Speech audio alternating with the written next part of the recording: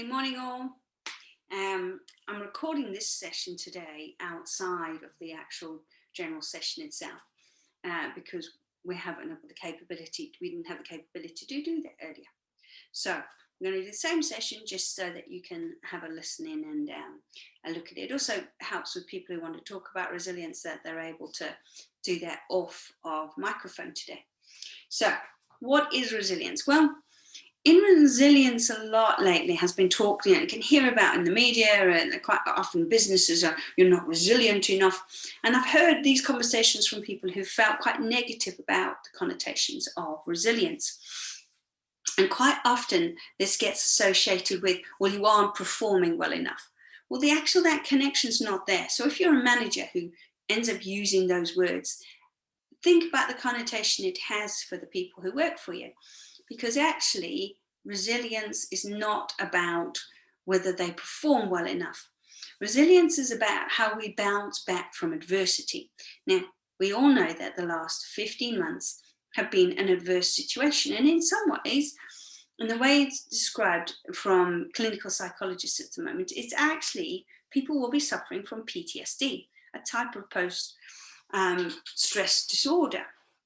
So think about it in that way. So resilience is not about it. People have gone through very different experiences and experienced life very differently over the last 15 months. So today we're talking about resilience in a way that is about how you interact with the environment that you're in and the environments that you feel that you're in. Because a feeling is very important here, that adversity to where you are. So today I'm going to be talking about it in what we call the upside down version of it. So I won't say the word resilience many times. I will call it stress, anxiety. I will call it many things, trauma today. But I won't use the word resilience as much today, because what I want you to think about it as is that combination of all of those things that are people have got everyday lives that affects us, and things that happen in our everyday lives that affect us. So starting with today, let's have a think about workplace and the structure and the way we feel about it, stress, anxiety, trauma that's caused by the environment around us that makes us feel unwell or unable to perform in a way that we'd like to perform. Okay, but let's get one thing straight. No matter what this is all about, this is about your personal responsibility. Resilience is not what somebody else brings to you, and it's not something else that you can change in another person. So therefore, telling people that they should be more resilient is wrong because you're not in their environment. Okay, so there are two factors, some interventions, as you would call them, that can come with resilience. And fundamentally, one is from the individual. So the individual can have interventions, and mainly that's what we're going to talk about today. But there is workplace triggers and interventions that can be put in place that help people. So you can't change the way, but you can put something in place that enables people to do differently.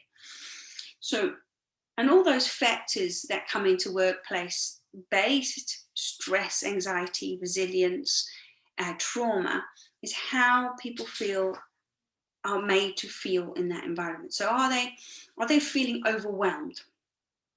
Do they feel that they have unrealistic targets? Are they feeling unsupported or a risky environment? Now, this can come naturally with a job. If you work a job that is a firefighter, you are in a naturally risky environment. So therefore, your adrenal system will always, when you're out on a shout, will always be in high alert. So that's a really obvious way of thinking of a risky environment. The other risky environment is, and I've had and I've met managers who cause this all the time. It's like, wow, in this environment, well, we fire people all the time because they don't perform, and people have been made redundant. People their jobs have been degraded. They've lost money. They've been under caution. Those things put people in a risky environment too. That kind of language where you're continuously looking for a stick to beat. That's a risky environment that you put people in. And poor managers, and I just brought that one out in the risky environment, but poor management is a huge aspect to what people and how people react to their world and their environment. And the age-old saying from Steve Jobs is that people join companies but leave managers, and that's totally true, because when you're in your 20s, you might just tolerate them if a bad manager, or you might send and put information in. But as you get older and you become wiser, you actually don't. You pick your managers you actually work for. So it's really important that we actually understand that that's what we do. But then it still remains your responsibility as an individual. You can choose to walk away. And I know that sometimes that choice is harder than others, especially in this environment where jobs aren't as readily available. But people can choose a different way of working. They can choose to speak up. And if you've got the right environment in your workplace, people will speak up about bad behaviors, about environments, about the feel that they have from that business. So what I want you to do now is just think about what they call post-trauma positive things come out, because we're going to talk about that at the end of all of this today. So we're going to start with a little task. So whilst you're sitting at your desk listening to me, hopefully you're paying attention. If not, if you've got something else going on, come back and actually pay attention. Choose to be here. If you don't want to be here, don't want to be listening to this, then choose something else to do right now, and maybe come back to this at a later moment. Because right now I want you to kind of take a moment to really think about what creates your states of stress, where you feel that you would call it stress. So what creates it? What actually is it that puts you in that situation when you genuinely say, look, I feel stressed? So have a think about that. Maybe write down some keywords, have a think about what that might mean for you. It's really important. We're going to have to do some little steps here. And you can work this with your team as well. Use this little task, it's called, that we're putting forward here. It's called your beliefs. Identify your beliefs. Now, take a moment now to think where and how you do stress. So, and by this I mean, just take a moment. So think about a situation where you felt genuinely stressed. What's going to happen is you're going to have a bodily reaction to that stress as well. So for me, when I feel incredibly stressed, it's like someone's put a belt around my ribcage, and I can feel my ribcage close in. So around this heart chest position here, I can feel like I'm being compressed, and actually breathing into my ribcage, I really notice when I feel stressed, because I almost have to force myself to breathe into my ribcage and my belly. Some people feel like it's here, just near the throat, where they can kind of almost like a pit or a lump in their throats. And then I've also, but still hear of people who feel like it's a knot in their stomach, a big knot in their stomach. So here you have that physical manifestations of what's going on in your mind. So we're showing that. You can show that body-head connection. And it's really nice because it actually gives you a moment to actually understand, oh God, look, my body is reacting to stress. Because sometimes, and I'll explain the theory of it in a minute, we don't actually notice that we are. And we go so far before, and some people can do it, before you actually collapse. So I think my father would often call it burning the candle at both ends before you just collapse in the middle. So the theory around that, by the way, is that, well, I'm still letting you kind of write down that thought, by the way, still those first two things while I have a quick chat. The theory around that is that a lot of people feel, and when you're in a highly stressed state, your body actually has a reaction. So what happens is you raise your heart rate, the glucose in your body goes up, you have a hormonal reaction to the stress state. But what also happens is that the nervous system decides to go into a reaction. And that reaction is not to digest food as well, not to repair the vital organs. So it does basic repairs, almost like an emergency repairs only, when we're in a stress state. And also we don't function. So we have a lot of glucose coming around the body. So we don't function in the same empathetic way to our own bodies. We're not aware of the functioning of our bodies because genuinely everything's in, you can almost feel like everything's in your head. And the body has a reaction to that when it goes on for a period of time. And I mean more than an hour or two. The body actually feels like it's tightening. So it actually feels in the heart, in the rib cage, in the belly, is often the places where we feel it. Some people have tension headaches, and that's because the temple itself starts to crease up and you actually feel that tension. It can come from the jaw or from the head. So there you are. That's your physical manifestation. But because your body's in that heightened sense of fight or flight, freeze or release, your body isn't telling you the signals out loud. It's like it's kind of covertly giving you the information. And you have to almost look for it. So there we are. So maybe have a think. If you don't know where your body says, everybody gets stressed, by the way. It's all small amounts, big amounts. So if you don't know what it is, just next time you feel like, oh, that's a bit of a stressful situation, notice what your body's reaction is.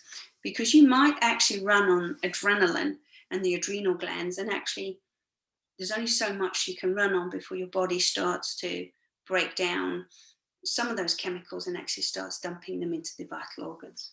So which causes all sorts of issues like diabetes and heart disease and things.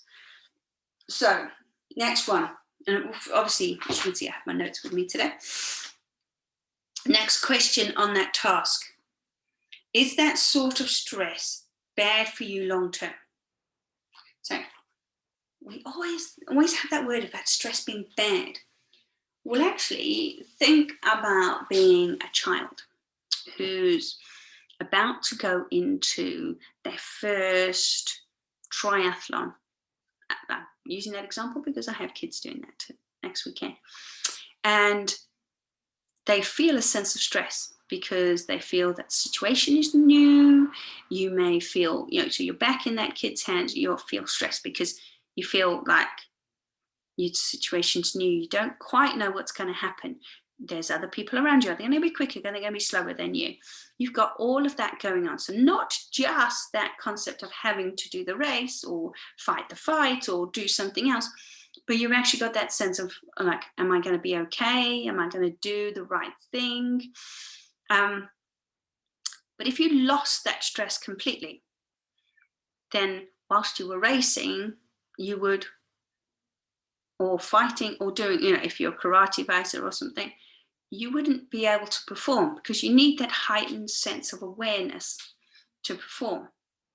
So actually stress isn't all bad, but can we change the focus of it? So instead of calling it stress, let's call it distress. We're in a state of distress where the body's talking to us. So have a little think about here what the positiveness of or the positive aspects of that stress is. And if you're in this heightened state all the time, obviously I've just talked about the not knowing it, not being aware of it, you can have an effect on your body. But if you can have it for short periods of time and then let it go, it can actually help you. So have a think about it for you in that situation you came up with earlier. And so lastly, now, just write down what the positive things could be about having that stress. What could you take from it? Instead of it being a 90% feeling of stress, keep 50% of it for a period of time to help you perform, to help you get through something, to help you realize a dream or an ambition.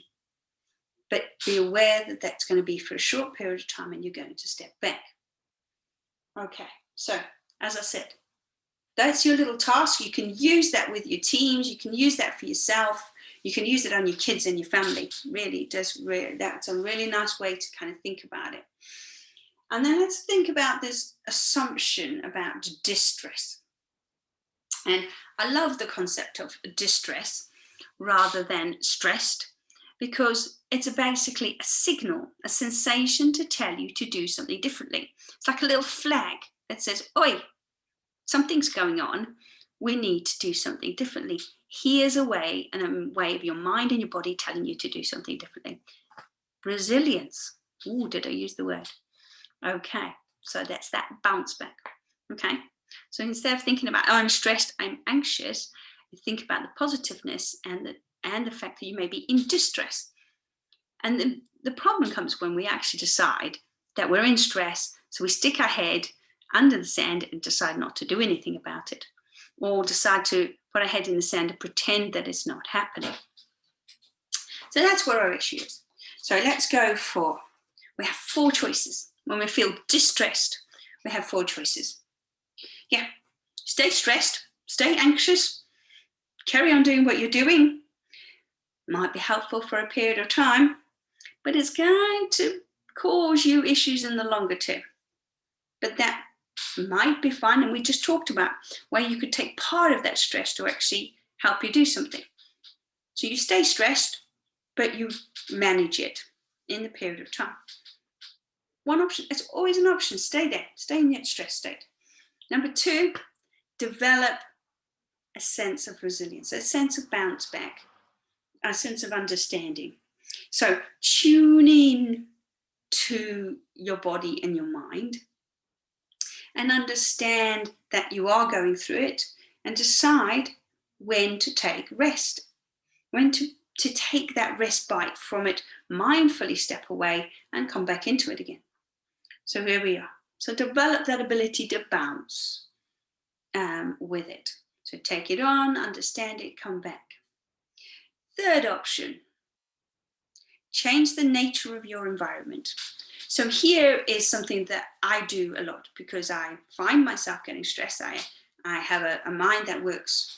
I have a dyslexic mind, so my mind is very visual, and it has a lot of things come into it all the time. So it can be can be a place where you can get super stressed, super hyper happy. It's an amazing place to be. But I'm aware that there are times when I need to take a change to my natural environment. And that could be a walk, that could be climbing a climbing wall. So I've heard of people who put climbing walls in their back garden just to go up and down on when they need to break the cycle. I've heard of people who do a Zumba class in the middle of the afternoon, or taking 10 minutes just to have a big stretch out. And I've heard of people who like to take 10 minutes just to go and lie down on a bed and relax and just listen to some music, an audio book, but not something on a screen. That doesn't help. That raises the stress levels. So finding something that breaks the monotony. So a reasonable adjustment. So in a business, if you're thinking about this from a team perspective, making a reasonable adjustment, not to expect people to go from one online meeting to another, and actually expecting them to take 10 minutes out here, there during the day, is reasonable adjustment. Because actually when they're in the work environment, there will be conversations happening. This is not wasting their time. When they're in the work environment, they would have walked to the cooler, would have had a cup of coffee. They would have done all of these things that will take the time anyway. And that's a natural flow. The body needs to go into it. And the other thing to think about is, if you are feeling like a stressed environment, especially if you've been stuck in your home for a period of time and feeling it, what about changing the environment in which you're working? So this week, Monday, I chose not to work in my home for the first time in a very long time. And I actually went and sat outside at a cafe and just worked from there. And I worked from there for 3 hours. And it's the most successful 3 hours I've had in a very long time. So that's the amazing thing you can do, just to change your environment. You don't have to do it for 3 hours. You could do it for half an hour.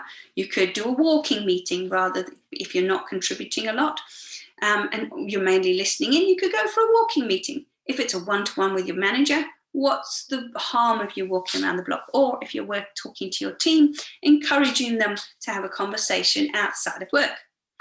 Okay, number 4, and the toughest one. Vote with your feet. Change your workplace. Change who you work for. If that is really the feel that you have, that's where the stress lies, and that is fundamentally, there is no way out of it, change your work environment. You are worth a lot. And no matter what environment, if you go into an environment that is more conducive to you, you may find that works really well. It's a tough one. It's a tough decision to make, especially if you've been in an environment for a long time. But making the right decision for you. Remember, it's your responsibility. Okay, so we've done that little exercise now, and we're going to move on to some thinking. So we've had 4 ways that we can work with distress to get us into a point where we're feeling better. So thinking about stress, not as a virus, something that kind of going to implode our bodies, but thinking about it in a way, so often stress is thought about as something that comes from the external environment, something that happens to you. So it's an external event which causes an internal response. So we are the victim of something. And actually, if you that's the outside in view. If you actually take a moment to think about it, maybe if you think about stress in a different way, and that the inside out for you, maybe it's an internal response to external events. So it's your response to the events around you, rather than the events around you causing a response. Subtle difference thinking. Maybe just take a moment to think what that would mean for you if you changed your view, if you went for an inside out view rather than an outside in view. So there could be things going on. And I've just been talking to some clients during a session before this one. And there's a lot going on right now in my life, and lots of different things affecting different areas of my life. But I can choose to respond to those. If I assume that they're an outside-in influence, then it's bad, it's horrible, it's stressful, it's lots of things going on. But if we change it around and go, well, actually, this is my response to it. How do I want to respond to this? Can I just manage? Can I mindfully breathe? Can I take a bit of yoga? Can I take some time out? Can I walk away from situations? That's a different things. I'm now in control and the situation's not in control of me. And with that, we're going to finish off with task 2 for the day. And this is a really simple task and a really nice one to kind of seal in that thinking about the way we think about stress, resilience, in that it's from us, it's our responsibility. And it's as a leader, you can create an environment that allows people to manage it in a way that works for them. So the last task of the day is a mindful sit.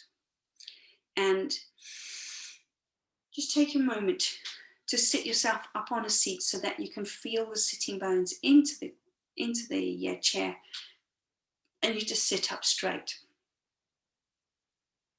And take your eye line away from anything like a screen or anything else. You don't need to see me now. I'm still doing the same arm waving I was doing a few moments ago. And I just want you to sit up nice and straight. Feel like you've got lots of space in the ribcage and the belly, where that tightness can sometimes come in. And just take a nice big deep breath in. And a long sigh out through the mouth. Really feel like you're pressing the diaphragm into the lungs.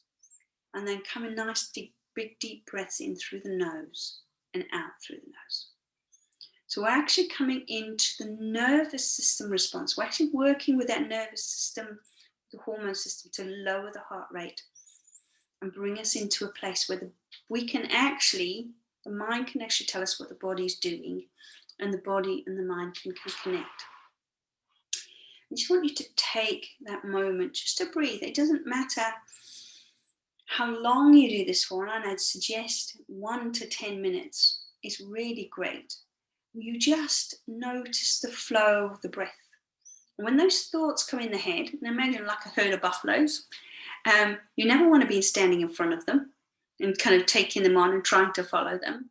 You want to try to rise above them. So you kind of notice the thoughts pass you by, like that herd of buffaloes. And instead of jumping on them because you've had to jump on them because you're facing into them, you just let them pass you by. Just let those thoughts pass you by. And just anchor back to the breath. And all we're doing there is we're actually actively working with the parasympathetic nervous system, sympathetic nervous system, to bring us out of that fight or flight response, that freeze or release response, and just breathe. And take that responsibility for your own health, well-being, and resilience. Because once you do, you'll feel so much more empowered. And if you can connect to the body and see the signs, that's the time to take that time out. So there we are. There's some things to think about today. What we talked about today was assuming stress, anxiety can be a positive as well as a negative. Knowing that if we use it as a sense of distress, a signal, as they would in naval responses, to come and get some help, then we can do 4 things. We can choose to do nothing at all and just let it carry on. You can choose to develop a way of bounding back. So taking and tuning into the body and finding ways to bounce back and use it. You can change the nature of your environment by just adding in simple things that allow the mind to take a rest and take time out, which will clear the mind and allow us to do more. And lastly, you can vote with your feet. You can change the environment that you're in, especially if this is in the workplace. You can walk away. And you can do it and change to be somewhere else if you're finding it that stressful. But remember, it's your responsibility. So if you think about it from an inside-out point of view on how you're reacting to the situation, it might change the way that you feel about that situation rather than the environment having an effect on you. So there we are, guys. Well done. Thank you so much for getting involved and for watching the video today. And I look forward to seeing you all soon. Look after yourselves. Cheers.